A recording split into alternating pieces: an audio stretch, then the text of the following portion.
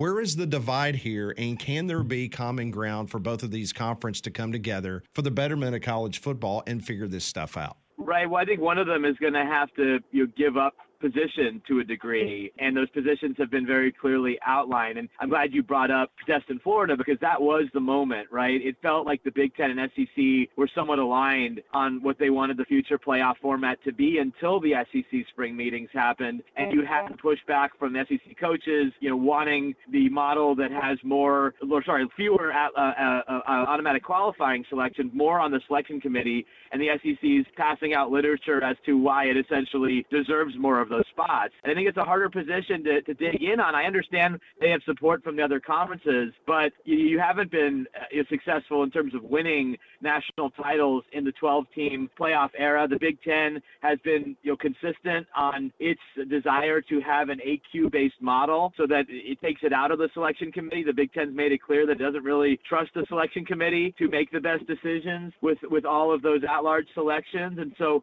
who's going to budge here? Is it going to be the SEC? Is it going to be the Big Ten? I spoke to a Big Ten athletic director right around that time. Was it late May or early June of last year? And he said, you know what? We're going to stay at 12. And he was right. I texted him when it came out, and he said, yeah, we're not making any progress. They're not budging. We're not budging. And so until that changes, I think we're going to have the current system in place.